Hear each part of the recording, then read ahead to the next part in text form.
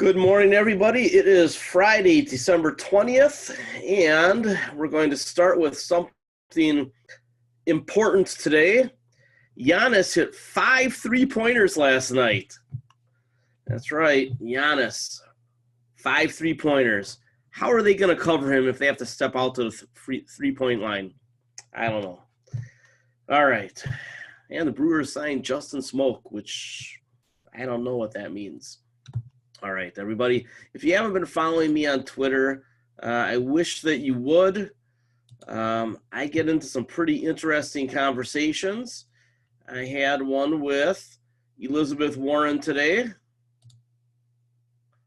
And it's not officially a conversation. I tweeted to her like 10 times. She has yet to respond. But I'm waiting on that.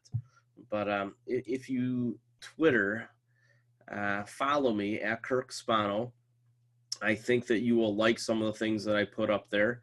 And importantly, I tell you what, the ability to use Twitter to build a news feed from different types of sources, I think is pretty amazing. You'll notice that I have a lot more people following me than I follow. And I'll probably pull about 30 or 40 of these off of here. I try to go through it every once in a while. And yeah, I follow some baseball stuff. Not too many pop stars or anything on there.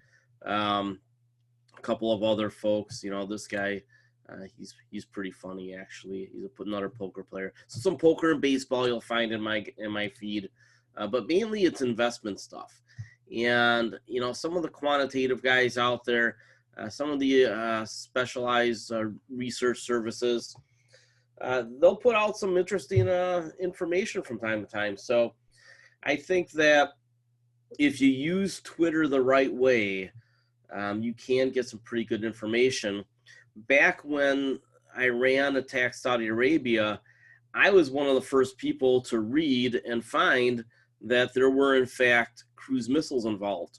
And I had said that because the type of damage, and I'm familiar with how this sort of damage occurs and how these weapon systems work. I'm not going to go too into depth how I know this stuff, but there was no way such a precision attack could happen only with drones, and no way it could have been done, by less sophisticated actors. It had to be a nation state or a real military that attacked Saudi Arabia. Found a guy on Twitter who's in Saudi Arabia who puts out all sorts of information. I think he's a professor. And he had images and he said, look, we saw cruise missiles. And for a day, the mass media wouldn't publish what he had out there, and then it got confirmed. So there's some good information on Twitter that you can get, hours to days ahead of the public.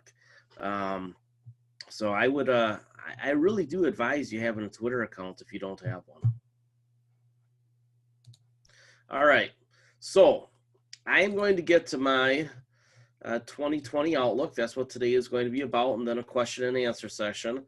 The original title was Euphoria to Despair, or Let's Keep Playing Russian Roulette. I know that some people won't like the Russian thing in there, but I actually thought it was a good analogy, regardless of what's going on in the political world. We are actually going to use the version of this that's over at Fundamental Trends, because I think it's going to be a little bit easier to walk through and take a look at the charts. So let's start with a disclaimer.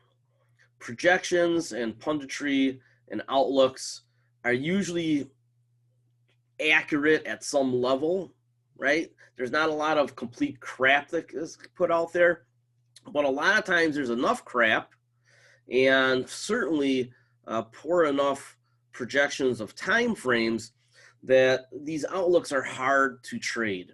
And what I would tell people is this: read 100 outlooks, take in the information, and understand that there are different scenarios that can occur. If you have a good trading approach, whether you're a position trader or a swing trader, a little bit of both, you can take these outlooks, understand the probable to least probable scenarios, prepare yourself, and have a set of things that you will do in reaction to the scenarios playing out. One of the main reasons that I use technical analysis and quantitative analysis is because the market knows things before we do. What does that mean? It doesn't mean that there's one guy out there that says, oh, this is all the stuff that's right. No, the markets move in directions based on an aggregate of the information. And usually there's a signal. If you've studied technical analysis, you know that divergences are very powerful. When the entire crowd moves in one direction, that is usually the whole of the information being in the market. And it's strictly traders trading and momentum buyers buying or selling, and the last people, typically retail, piling on at the end. And then you get these signals that say, hey, something is changing. And usually what's changing is big money is starting to take the other side of the bet. And if we can find those signals, we can get on the same side of the bet as the big money, which is important, right? The smart money, I should say, because it's not always the biggest money, but it's usually big enough money, right? Because mutual funds and in institutions sometimes can't move real fast, but certain family offices, certain hedge funds can move very fast. What's an example? I'm going to throw out George Soros there just because he's a well-known name, and I know people go, oh my God, George Soros. But he's got a family office now, right? He doesn't do a hedge fund anymore. I think Druckenmiller, he moved to be in a family office. Why are things like that important? Because we should keep track of the family offices. That is the super wealthy, smart, in the know money that is doing things. And I bring that up because we're going to talk about the family offices in just a few minutes. But if we can get these signals from technical analysis and from quantitative analysis, then we can take a look at the scenarios that we've looked at with fundamentals and understanding government and central bank policy and make the trades at the best times, okay? So our 4-step process is to take a look at the big secular trends, then take a look at what impact government policy will have and what the central banks are doing. And then we break down the industries by fundamental data. Where are the comparative advantages? Where is the growth? Where is the value in the assets, right? Then we look at the companies, and that really comes down to who the best managers are. So once you find the industries that you want to be in, you know, primarily and overweighted in those industries, then you take a look at the managers of the companies, and then obviously the financials of the companies, and does their product, you know, look like it can be a leader, that sort of thing. But it comes a lot down to managers. And if the management at a company is forward-looking, shareholder aligned, not reckless, then you really are starting to look at, okay, this is a good situation. The secular trend is on my side. Government policy and central bank policy are either on my side or at least not against me. The fundamentals of the company are strong, and the fundamentals of the industry are strong. The management is strong. Do I buy right now? Sometimes you do, sometimes you don't. Sometimes you wait. Sometimes the companies that we want to buy, the valuations are out of line because the hope cycle has played itself out and everybody's already in. Well, in those situations, you want to sell. I just published something on Seeking Alpha where I think that we're in a mini hype delusion cycle with Tesla. So I've told people to start trimming Tesla over the next several weeks and get it down to a manageable amount in their portfolio. You can go to the comments on this section, and you know, this is like when I talk about oil, you know, everybody's going to be polarized. And we're going to talk about polarization in a minute too. But I think that Tesla is somewhere up here against the valuation of the company. What do I mean by that? I think Tesla is a great company. I think they're going to change the world. I think the stock will be $1,000 sometime in the 2020s. Now, that said, you could just hold on to Tesla and say, I'm going to go from 400 to 1,000 sometime in the 2020s, and you'd make 1.5 times your money. That's pretty good. That might even beat the market. However, it's an overvalued stock that gets traded a lot, and it's thinly enough traded out there, thinly enough number of shares out there that when there's a big sale, a big rush to sell, or a big rush to buy, it makes these great big moves. And we've seen that over the last couple of years. In fact, I don't have a Tesla chart up, but why don't we? Because this is a good example of how the stock market works. Let's pull this out and just go to 10 years. So I first owned Tesla way back here, and I sold it before it got to 100 because I'm stupid. But I saw this move right there, and I was like, okay, that's dumb. It'll come back down. It's never been as low as where I sold it the first time ever again. But in the last several years, I've gotten a chance to buy it on these corrections 3 times. And I'm basically telling people, look, another one of these jitterbugs is coming. Now, could this go all the way to 500 or 600 before it comes back down? Absolutely. And this is where you have to decide what type of risk you're willing to take.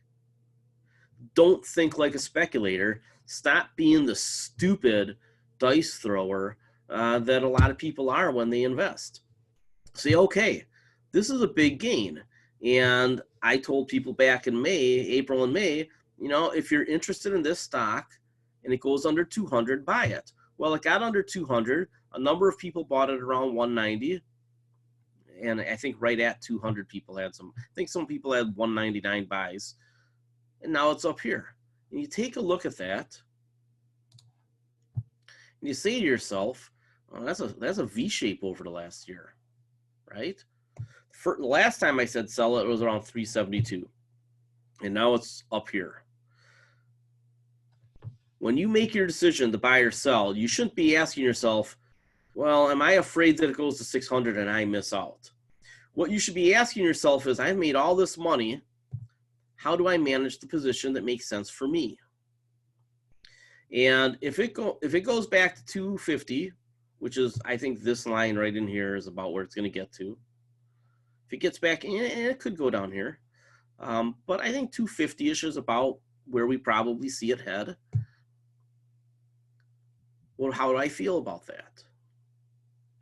So you should make your decision based on, what if it gets back down to this support area? This is this area of support right in here. How do I feel? Should I sell a sixth or a third or half or 2/3 of my position?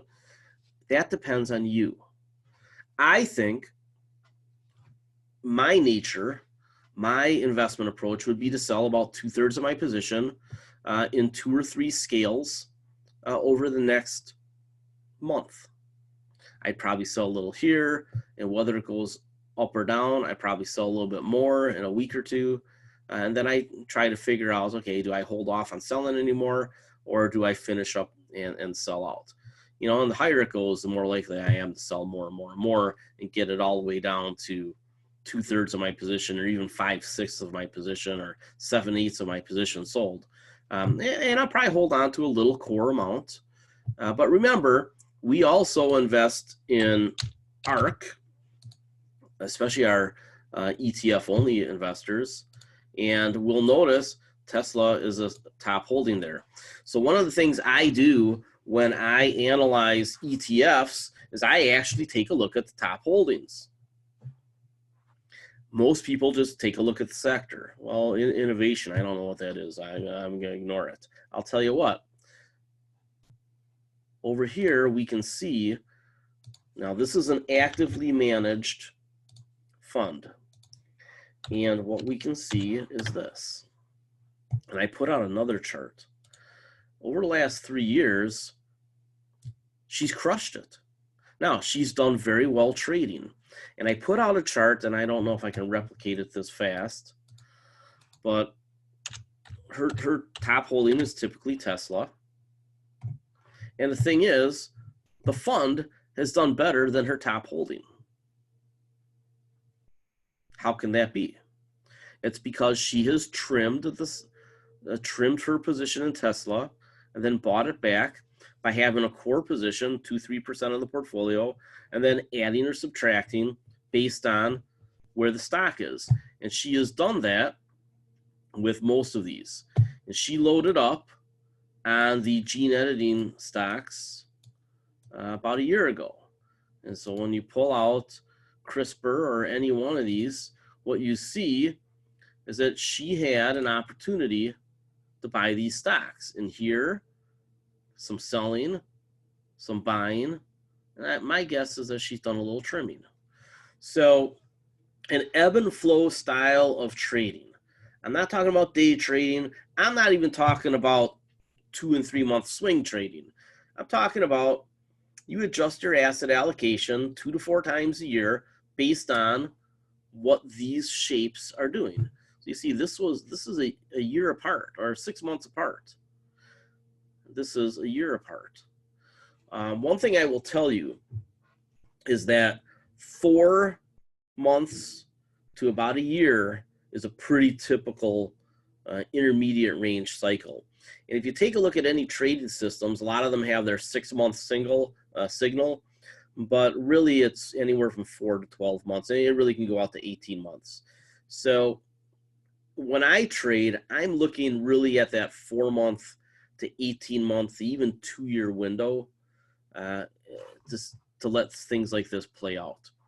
And it's, there's no hard and fast rule. It's just, it tends to do this thing. The markets tend to repeat themselves, which is why Elliott wave theory is valuable.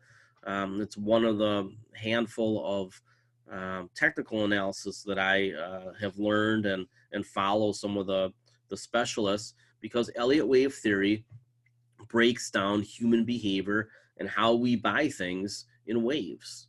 These are somewhat predictable. Not super predictable, right? Because the line can wiggle anyway, but you'll get some buying. This is called impulsive buying. And then you get the breakdown, a little bit of a rally, breakdown, a little bit of a rally, breakdown. So 1 breakdown, rally, 2 breakdowns, rally, 3rd breakdown. That is a typical structure in Elliott wave, is 3 waves down. And then you get 5 waves up. And I haven't looked at the Elliott wave on here, but 1, 2, 3, 4, 5, right? All of these counts are interpretive. Is this a new one or not, right? Is it 1, 2, 3, 4, or is it 1, 2, 3, 4, 5? Is it done? We're looking for probabilities here, not hard and fast. And if all of a sudden this breaks out above this level, then there's probably another leg up. If it doesn't break out above this level, then probably 3 waves down. How do we know that? We just know the probabilities based on human nature and the repetitive nature of how people trade. And it goes back 100 years. So there's plenty of evidence to support that 5 waves up and 3 waves down is very, very common. Obviously not the same every time, not perfect, but very indicative of how markets move. That all said, let's go back to our projection of what's going to happen in the next year. Now, I'll take you back, and I've showed you this chart a couple of times, the main stages of a bubble, right? So this Twitter conversation with Mark Yusko, who's pretty famous, and I, is he said back in July of 2017, stock market was in delusion. And I said, no, I think we're at enthusiasm. And what's happened since? Market's gone up 1,000 points, give or take. Probably quite not that much. But I did say that this year in 2019, SPY would crack 300. And it just did, right? 4 months ago, whatever it was. And I said there'd be a 9 to 19% correction. There's been 2. At the start of 2018 and the end of 2018. There hasn't been a 9 to 19% correction this year, and there won't be. The market's going to go up through the end of the year, most likely, unless there's an event. Why? Because the institutions and mutual funds in particular are going to window dress, and they're going to make sure that there's winners in their top 10 holdings, right? They're going to make sure there's winners in their top 10 holdings when they show this to their shareholders. So now that I think we're close to euphoria or delusion, same sort of thing, right? Are we going to get that euphoric top? Well, there's a problem, okay? There's a problem with that. And the problem is this. The baby boomers aren't really putting money back into the stock market anymore. Half of the baby boomers are retired, and they're starting to spend their money. The rest of the baby boomers are pumping as much as they can in at the end of their working careers, but that's barely offsetting the boomers who are putting money into the market. Generation X is not a big generation, and the millennials don't make very much money yet, even though the millennials do save very well as a percentage of their income. The problem is that in constant dollars for the last 40 years, average wages haven't gone up. So while the millennials might make more in absolute dollars than the boomers did, when you take into account the cost of living, they're actually making the same. So that's bad, right? You really want to see wages going up faster than this. I mean, in 40 years, 50 years actually, to not have wages go up on average, that's bad news. That's bad news. And that's why we have a lot of angst. Let me find Paul Krugman's chart. Why we have such a divided country right now is as wealth inequality has gone up, so has political polarization. And I think that we are probably at peak polarization right now, or damn close, to the point where there's probably going to be a resolution in the next 1 to 9 years. At some point, we're going to say, you know what, we're going to fix this problem so we don't have this problem. And there are ways to fix this problem without making everybody poor. So you've heard me talk about Elizabeth Warren. I won't get into it now, but a lot of her ideas are close to the mark. Her rhetoric has sucked, which is why she's not going to win. But if we can fix this problem goes away. That's a pretty direct correlation. So you should be asking yourself, how do we fix this problem? That should be a central question that you ask when somebody on the opposite side of the political spectrum from you says something. Don't go straight to hate. Think about, okay, how do we fix this problem? And I think there's some pretty simple solutions. So we'll figure that out eventually. Hopefully really bad things don't happen first. All right, so in any case, going back to euphoria, if we get a giant rally here in the short term, how will it happen? Well, it's important to understand the seasonality of the calendar, right? So keep that in the back of your head. But since the generational inflow and outflow of money from the market is relatively neutral right now, how do the prices of assets go up? Well, it's a combination of a few things. Easy money from the central banks and corporate buybacks. Corporate buybacks have been on net this year 100% of all stock demand. So from the retail side and from the public sector, the buying and selling has been roughly equal. but prices have continued to go up, right? That defies logic. So who's the buyer that's pushing the price of stocks up? And it is the corporate buybacks. What we've heard, though, is that corporate buybacks are about to fall. And we'll show you something here in a second. So the seasonality of the calendar, if you're a trader, should come into your mind. We know that retirement plans add money to the system in the first quarter of the year. Why? Year-end contributions. IRAs, 401ks, employer matches, all that stuff goes into the stock market. A lot of it in January, but it trickles in all the way through April 15th.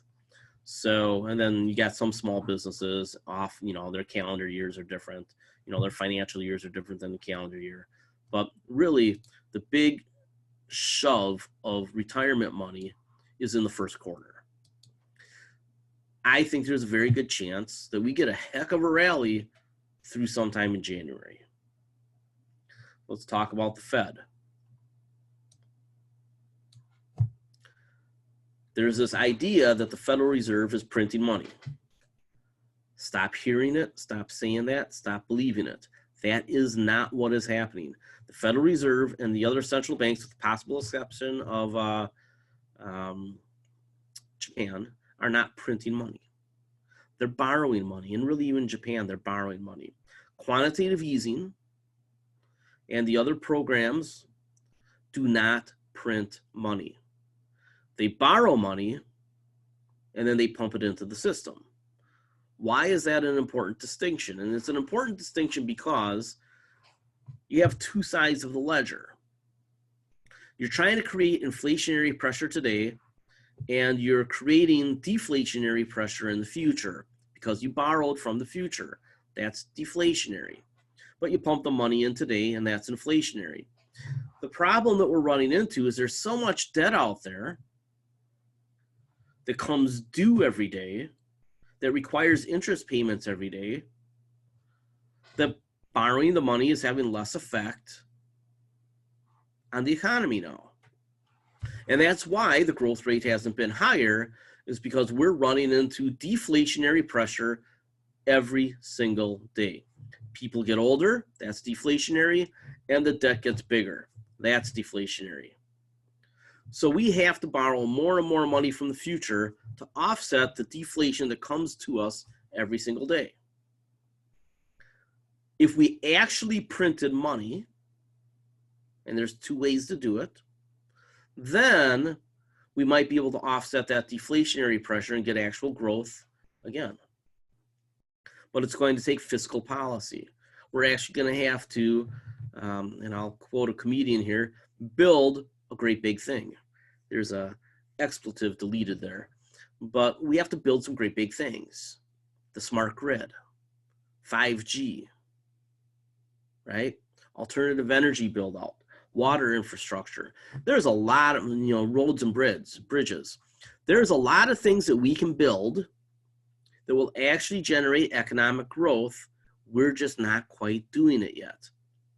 We're printing money and hoping that the markets do it all by itself. There is a set of policies that has to be put in place to allow the markets to act more efficiently, because the markets are not efficient right now. Anybody who thinks that we have free markets right now is an economic imbecile. Our markets are not free. They are impacted by the government, by the central banks, and by hoarded wealth in a few hands. Those are things that have to be fixed. We don't need more government. We need better government. That is something I told Elizabeth Warren, change her slogan to that. We don't need more government. We just need better government. And we need central banks that don't just keep pushing on a string and creating more debt. Because as we create more debt, that's a bigger problem down the road to deal with. If we actually print money, again, there's two ways to do that. We've heard about modern monetary theory in the press lately because some of the socialists like it, which is, hey, we can just print money in our own currency and it's okay because it's in our own currency. That's crap. Presidential word, bullshit. And the reason we know that is because others have done it. You can't print money on a perpetual basis because it decreases the value of your currency, which is bad because then you can't buy as much stuff with it. So if we kill the confidence in the dollar globally because we just say, we're going to print whenever we feel like, which is what modern monetary theory is, and expand our budgets, then ultimately we have a major problem and the dollar will collapse. The other approach to printing money is called helicopter money, Milton Friedman. And he said, and almost everything he said has proven to be mostly right, is we print a lot of money one time, it's a shock to the system, but it can fix a lot of problems. And here's how they should do it, if they do it. They should print 20 or 30 trillion dollars because that's what the retirement system is short. And all the unfunded liabilities you hear about is what needs to be fixed. If we fix all the unfunded liabilities by creating what Al Gore talked about 20 years ago, create a lockbox, put money for Social Security in a lockbox that can't be borrowed from the federal government, and bail out the pensions because we're like 6 trillion short there, then all of a sudden you free up the federal budget to do whatever it needs to do. You don't have to expand the federal budget. You don't even have to tax people more. You just create this lockbox. It's not inflationary all at once. It's inflationary over time because the money trickles in through pension checks, through Social Security checks over decades. So now this deflation that was coming at us, and it will come at us until the baby boomers are at least half dead, not half dead, not walking around like zombies, but half of them are gone. We're going to have deflationary pressure. There's not going to be another baby boom, right? There's not a generation born today that's saying, hey, I'm going to kick out 4 babies, right? It's not happening. We're getting 1.9 babies per couple, or 0.95 new people for every person. The population is going to stop going up here in the next couple of decades as other nations run into their physical constraints and hopefully their middle classes grow. So we're at 7.45 billion people, and we're going to get to 9 billion by the middle of the century. But if you take a look at all the demographic curves, population growth stops sometime this century. I think that's good, but it presents an economic problem that lasts for decades, which is fewer people being born and coming into the middle class slows economic growth. So if we bail out the retirement systems on the planet, put all that money in the lock boxes, it trickles in, you invested in government bonds, now all of a sudden, you've fixed the deflation problem, you haven't created an inflation problem, and you freed up the federal budgets. An addendum to this would have to be something along the lines of not necessarily a balanced budget amendment, but some set of rules that prevents willy-nilly spending, right? There has to be a very legal reason why you can deficit spend, like measurable recessionary periods. Go ahead and spend your way out of it a little bit. But part of Keynesianism has always been that you only run deficits when the economy is slow. Running deficits today when the economy is good is not Keynes. That's just politicians spending money. Keynesianism works. Politicians don't. And so we have to somehow fix that. Can we fix it ahead of a crisis? I don't know. I've always had my doubts that we can fix anything without a crisis. It'd be nice if we could do it one time. So in any case, we're borrowing a lot of money. We're not printing money. Printing money might be a solution. Here's the budget right now. I mean, and this is and this is old. The new projection is this number is closer to 2 trillion next year. We're going to have almost a $2 trillion deficit next year. Don't tell me that conservatives are in control right now, right? President Trump ain't conservative if he's doing this. And Republican Congress ain't conservative if they're allowing this. And this is all their budget. Now, that's changing. And I don't know that I hold out a lot of hope for the left side of the Democratic Party either. But my point is, we are not doing things in a particularly responsible fashion right now. And we haven't moved in the direction of fixing the overall problem, which is a completely underwater retirement system that we knew was coming for 50 years and we did nothing about it.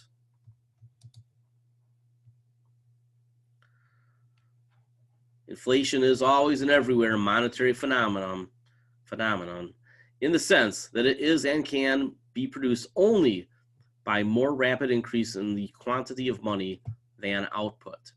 So right now we're getting more money than we are output. Actually, these things are just crossing right now. If we get a slowdown in the economy, we might get inflation at the same time. And what is that? Anybody know the magic word? If you have an economic slowdown with inflation, what is that called? Somebody from the late 70s, come on, you know the word. Slow economic stagflation, damn right. We are on the verge of stagflation. That might be the crisis that we finally spurs us to solve things. Now, the buybacks that I talked about earlier, we know that the buybacks have started to go down. So second quarter buybacks fell 18% according to Goldman Sachs. For a full year, buybacks are going to be down 6%. And next year, buybacks might fall 20 to 30%. If they're 100% of all the net buying in the stock market, and we know that there's more required minimum distributions coming, we know that the pensions are distributing, not accumulating, and we know something else. We know, go to institutional investor, we know that family offices are reducing their equity holdings. If President Trump isn't going to be president, if it starts to look like he's going to lose, and I think it already looks that way, at some point the smart money says, you know, I'm going to lock in some of my low taxes and sell some of these holdings. It doesn't take much selling by the wealthy as a percentage of their wealth to create distribution out of the stock market, more selling than buying. And especially if buybacks fall at the same time. So I see the stock market spiking here in the short run. Second half of the year doesn't look good to me. Now, I have said I am privy to several private polls that show that about 10% of Republican voters who normally come out are basically leaning in the never Trump camp. Now, they voted for him the first time because they hated Hillary. They're not going to do that again unless they can find somebody to hate. They don't like President Trump, and they're going to stay home. And here's something else. This just happened today. This is the biggest evangelical paper in the world. And they have just said that Trump should be removed from office for what he's done. And they lay out, right, this is Billy Graham's. This is a big deal. They lay out a set of reasons why the president should be removed from office. You might not know this, or you might back away from this because of however you feel politically. But the reality is that if President Trump doesn't get the evangelical vote, even 10% less, he doesn't stand a chance. Why? Because these are some of the votes that put him over the top. What if Joe Biden wins the Democratic nomination and he's still the front runner, and he picks Stacey Abrams, black woman, Georgia, younger, right? Almost became the governor there. I mean, really just missed by a handful of votes, likely because of voter suppression. Or what if Joe Biden and this would depend on if she wants to be in politics, what if he picks Michelle Obama to be his running mate? If Biden, Obama are the ticket again, because Michelle's decided she wants to be in politics, which is the big question. I have no idea. They won't lose. So if they don't lose, then what happens? Not only are the buybacks coming down, the family offices will lock in more profits because they know the tax rates will go up in the next year. And that could lead to a wave of selling that leads to the traders piling on and then retail panicking. That is the natural order of things. Big money starts to shift. The traders figure it out with their technical and quantitative indicators. They pile on. They do the momentum trade. They let the retail market panic or get into euphoria, and then they trade against the public.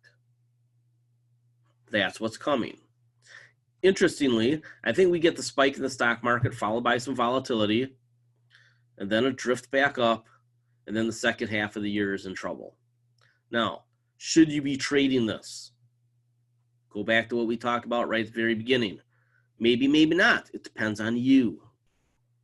If you just don't like the idea that we're very overvalued, and we are, by every measure, we're overvalued by certain amounts, right? By third or fourth most ever, depending on your indicator, stock market is overvalued. So once again, what we talked about with Tesla, you should apply to your overall portfolio. How much risk am I willing to take? If this stock market comes down 20%, does that hurt me, or do I just ride it out? What if it comes down 40 or 50%? How does that change my life? What does that mean to me? You need to ask yourself these questions right now because it's important, because next year has a lot of unknowns, a lot of uncertainties, and the biggest catalyst, I believe, is I don't think people are placing enough value on the political uncertainty. If President Trump is going to lose or step down from office, that's pretty tough. The wealthy would have to anticipate higher tax rates next year. And that sets off that wave. Now, maybe the economy rallies here. President Trump withstands the storm, and he gets very strong into the summer and early autumn. In that scenario, I think it's still a coin flip that he wins. But in that scenario of perfect economics and withstanding the storm and the evangelicals recommitting to him, then he has a chance. I don't think threading a needle that's 1,000 times smaller than the last time is possible. I could be wrong. Ask my ex-wife. I've been wrong before. So this is how far the stock market can go. This is a 2-year-old chart, a little bit more, I think. And the last correction at the end of last year basically hit this arrow. I mean, I think it was 247 it got down to. And of course, it had gone up higher, and then it came down. The next level down is right about here. This is a pretty big support zone. This is where I would anticipate, short of a financial crisis, the rich start to buy again. About 22, 23, 2,400 on the S&P 500. Now, if we have a financial crisis, something happens somewhere else in the world, because I don't think it'll happen here, but that's the nature of black swans, you don't know. If there's a financial crisis, we'll probably go all the way back down to 1,600-ish on the S&P 500. But I think this 22, 23, 24 area is probably what we should be looking at. Be buyers again. And I've showed you my bottom fishing prices, and people ask me, why are the bottom fishing prices 30, 40, 50% lower than today's stock price? Because once in a while, prices drop 30, 40, 50%. Last year on Christmas Eve, which is just a few days away. And like I said, we won't get a correction this year, I don't think. But last year, the stock market bottomed on Christmas Eve, and a lot of those bottom fishing prices were within a couple dollars. We saw a lot of stocks drop 30, 40, 50% last year by the end of the year.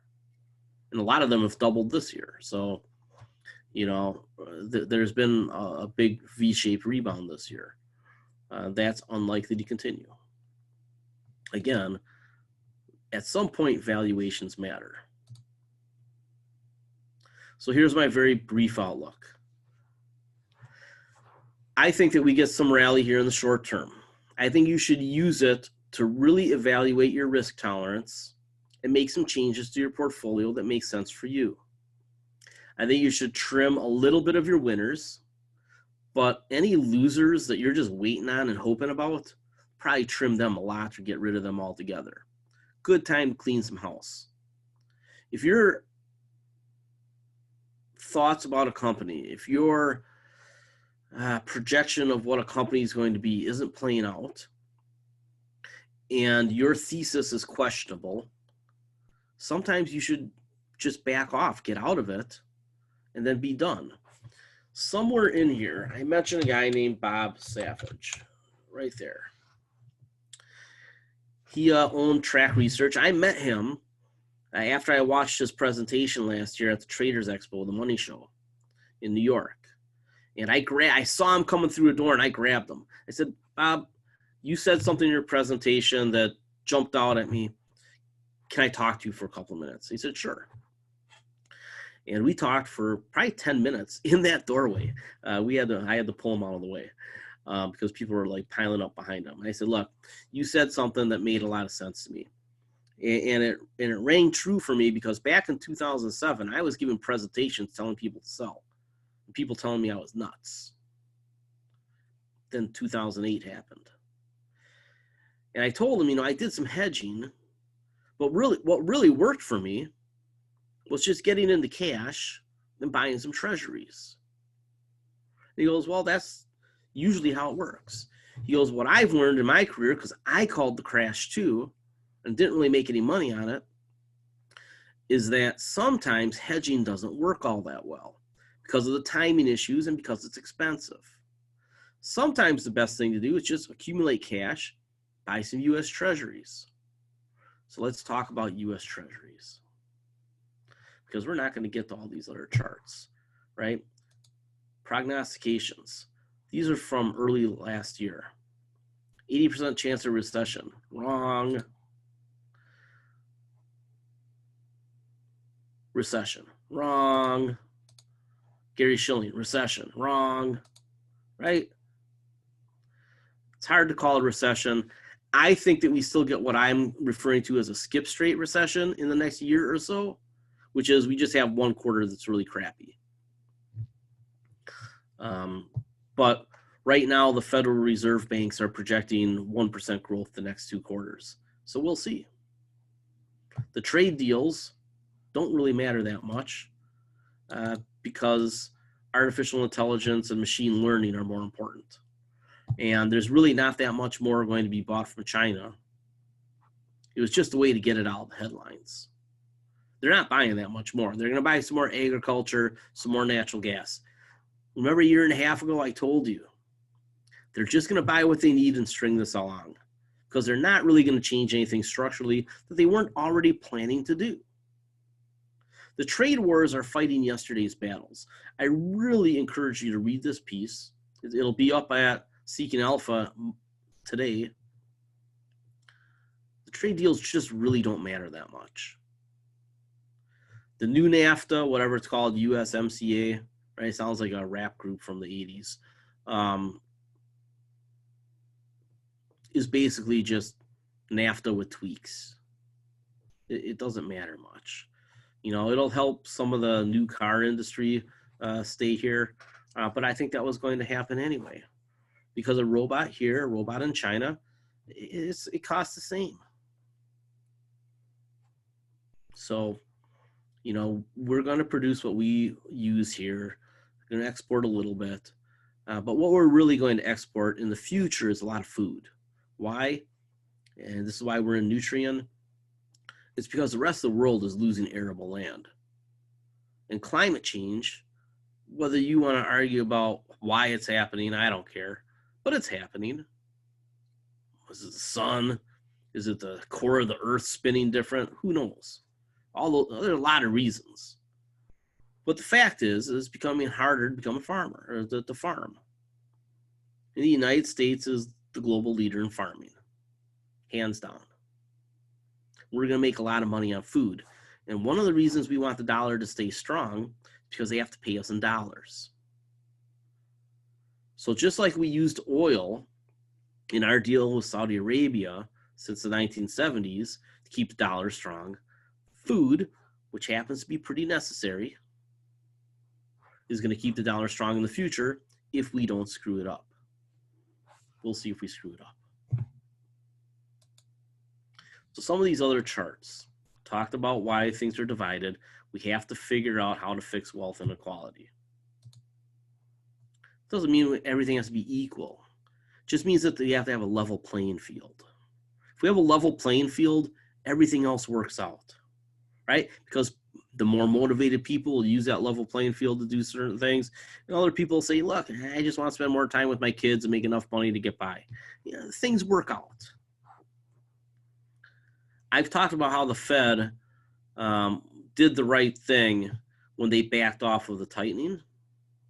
I agree with that.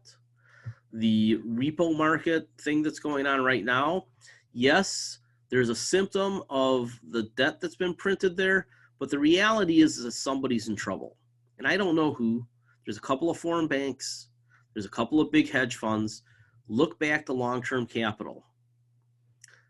The Fed is bailing out the repo market because it is, by 1 degree of separation, bailing out somebody like long-term capital, which collapsed 20 years ago, 22 years ago, whatever it was, or Lehman Brothers.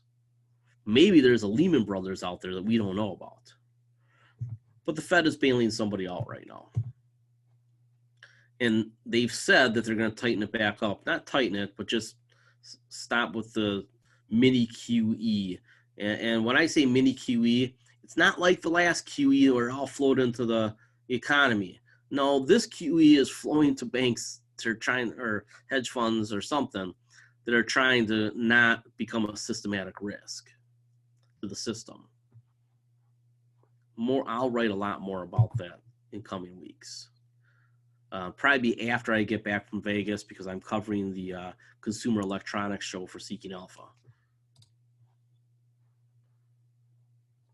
Stock market liquidity and volatility.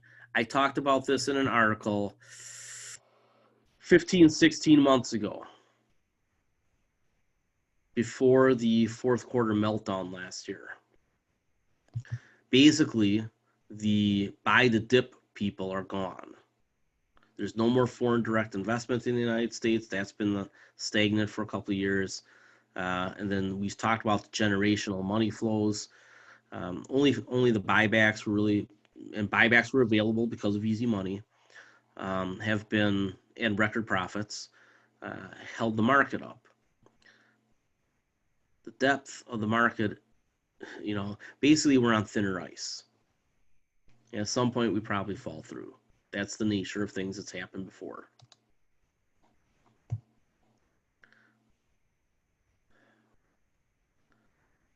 Trade system has become a problem. That's why I say the trade deals don't matter that much, but ultimately AI and machine learning, this is a long process. It's going to take a long time to play out. So over the next 10 years, we have to be aware that as the smart everything world develops and politicians fight yesterday's battles, we have to adjust as investors. So let's get to those treasuries that I just hinted at a second ago. This is a chart from earlier in the year. And since then, long-term interest rates dropped pretty low. This is 2-year yield. But if we take a look at the 10-year yield, going back 5 years, orange line is the 20-year rate. The blue line is TLT. It's a pretty interesting pattern that it forms. And then what happened here? They got close together, and then they repelled. And now all of a sudden, TLT rallied huge early in the year, and it's been correcting back down from about 148 all the way back down to 136. And the long-term treasury rate has been going up. It's at 2.2%. At about 2.4%, TLT and the long-term treasury rate kind of get close to each other again. It's at this point that the stock market is probably going to be as good as it gets. Volatility will be as low as it gets. And we're going to have some reactions to that. We've been through this before. We've talked about it a number of times. So when the long-term treasury rate, when the 20-year treasury gets to around 2.4, which could be within a month, and volatility gets down to 11 or 10 on the VIX, right?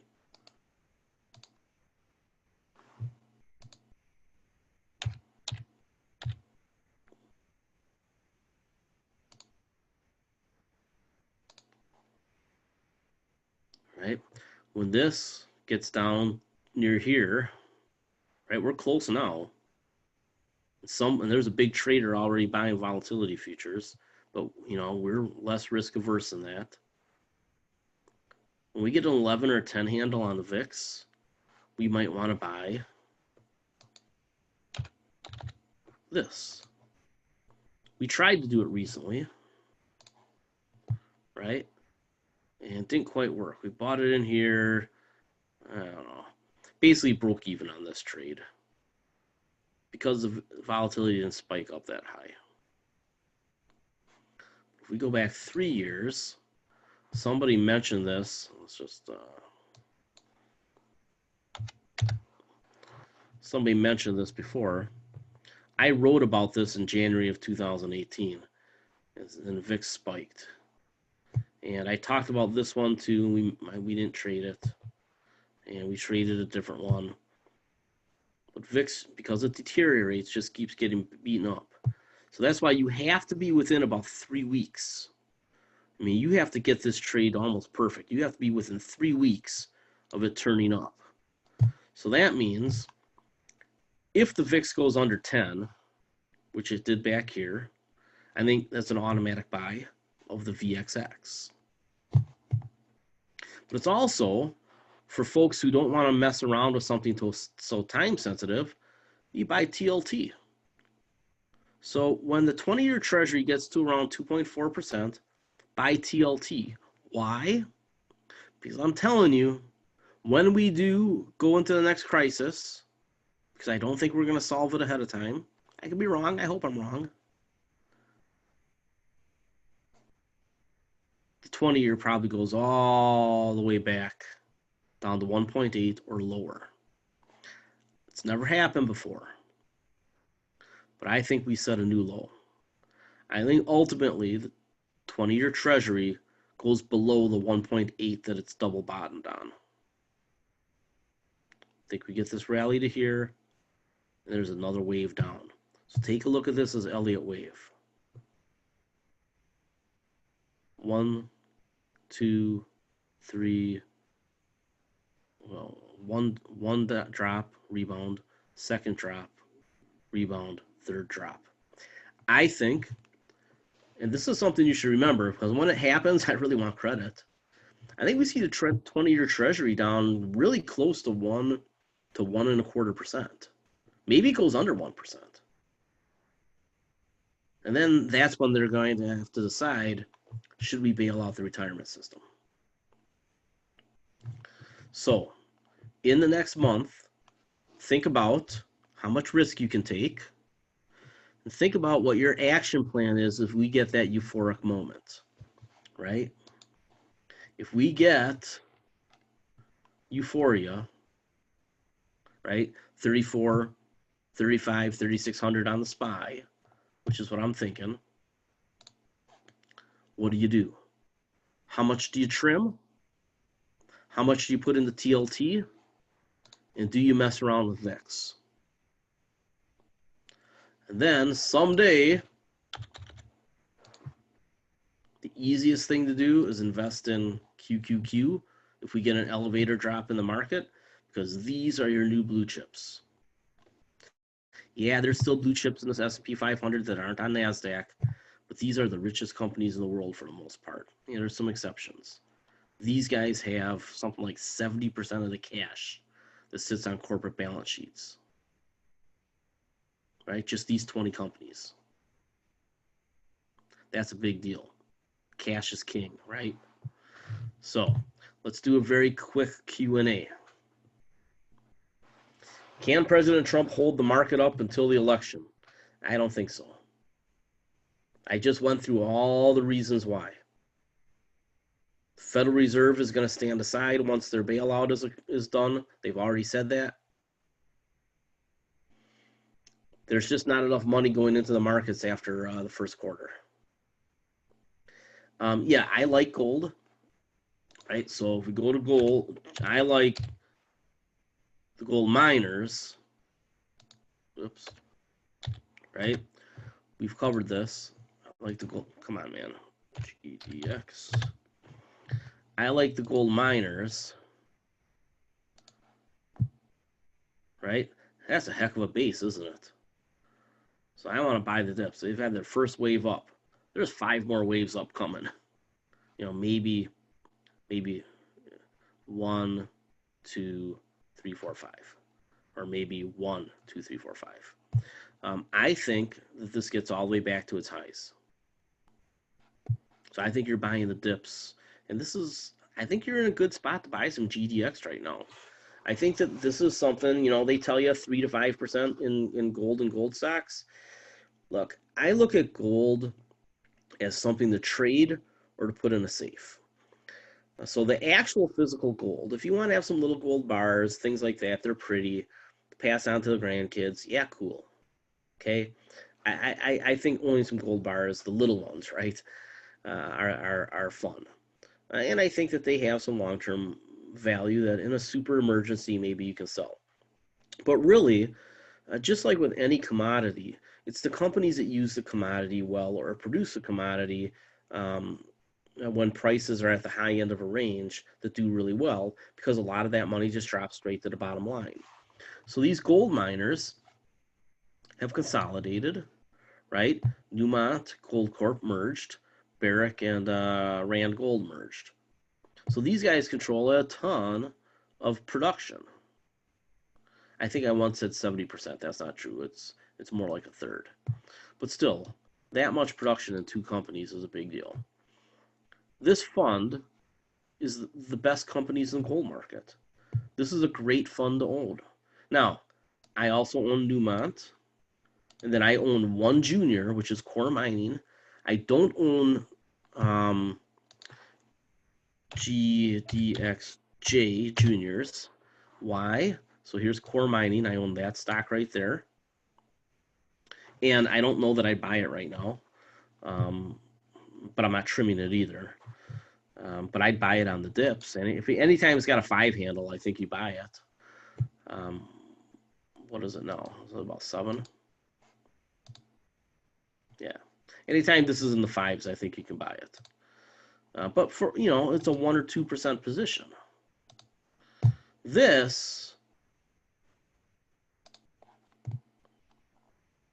can be a 10 or 12% position if you really think that we're going to print money at some point. And I do.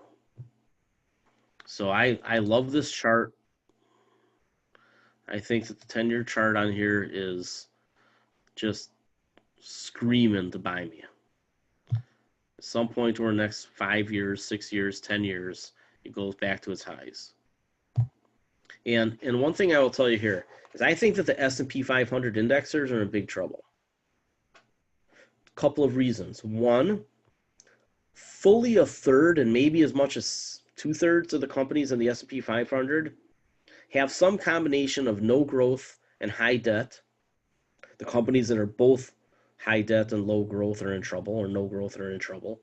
But no growth or high debt is probably means chopping along for a very long time. So if a third of the S&P 500 stocks are in big trouble and a third aren't going to make any money, it means only a third of the stocks are going to have to hold up that index, which means the S&P 500 could chop along between 2,200 and say 4,000-ish for a very long time. Very long time. Until we decide to solve the retirement problem. So you might see a decade where S&P 500 people average 2, 3, 4% a year, which is a lot of companies like Goldman Sachs's prediction of earnings growth. So if earnings growth is only going to be 2, 3, 4%, how can the S&P 500 grow much more than that?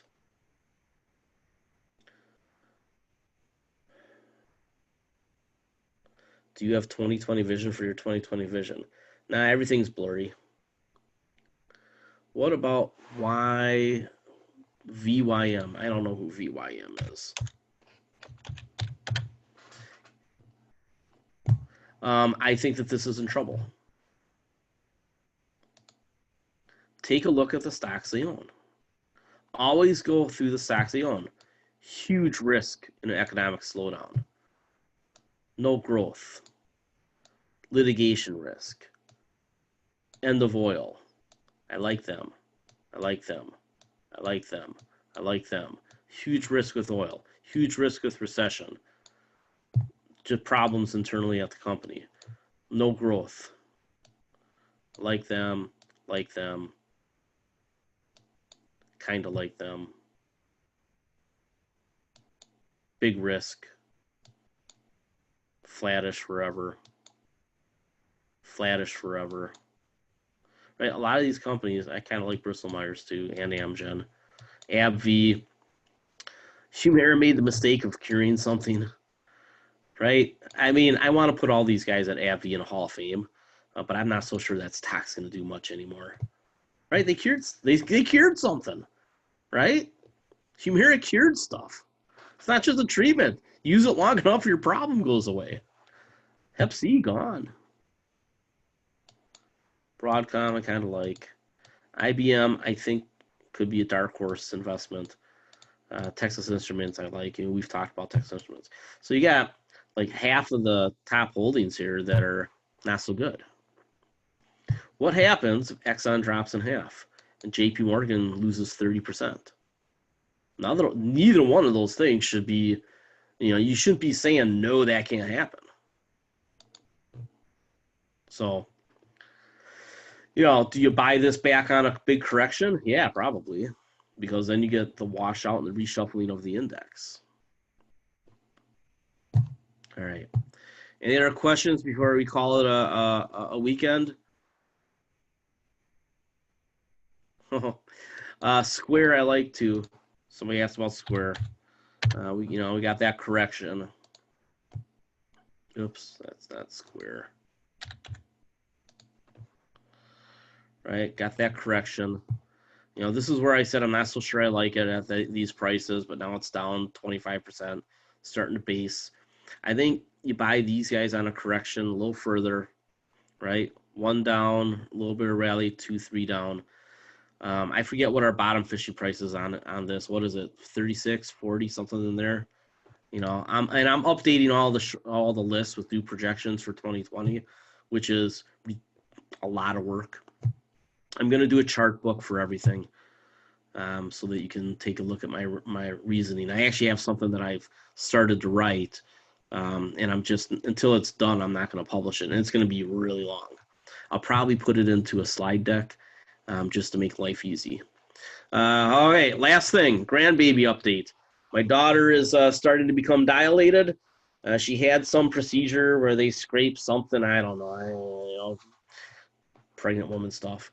I don't remember what it was called, but it's, they basically go in there and they get the uterus ready to deliver. And so my guess is that I'm a grandfather in the next week. So they induce her on the 29th if she hasn't delivered by then. My guess, I'm going with Sunday. My guess was Saturday, but I changed my mind. I'm going to Sunday. I think that I'm a grandfather on Sunday, so we'll see. But yeah, that stuff is great. And with Christmas coming here, I hope everybody has a great Christmas. Merry Christmas, Hanukkah, Happy Hanukkah, Festivus for the rest of us. Have a great New Year. Hang out with some friends. Stay home with somebody you love. Whatever. But have a great holiday season. Think about your risk levels going into the new year. I think you got a little time here to rebalance things. I'm going to be in Vegas from January 2nd to the 11th. I will be available if anybody's in Vegas to meet. I'm going to be covering the Consumer Electronics Show. I've got my press pass. I'm going to be writing an article every day and submitting it to Seeking Alpha that they are going to publish first thing in the morning. So it's going to be called CES Yesterday. And yeah, I think that if anybody wants to talk, I'm within like 3 people. I got like 3 people, Ms. Mex, Dave, a couple other of you. I've got like 3 people who I need to finish some things up for. I don't like rushing through it. So you'll get all that in the next week. And then if anybody else wants to talk portfolio, like I said, happy to talk to subscribers quickly for nothing. And then I have that 15-month package. Oh, here, domestic profits are getting squeezed. I did create a 15-month consulting package. And for me to give you personalized advice, we got to have a contract. I mean, that's just from a regulatory standpoint, I have to do that. But I did create a 15-month investment consulting bundle. Normally is $1,600 to $3,200. But if you're a subscriber to any service, even a cheap one, I'll cut that in half for you. And then we'll do all these things. So if you think you need a little help, but you don't want to give up the keys to the car, go to Blue Mound Asset Management, bluemoundam.com. And if this makes sense for you, it's pretty dirt cheap. So just let me know. All right. Have a great holidays, and thank you for sticking around.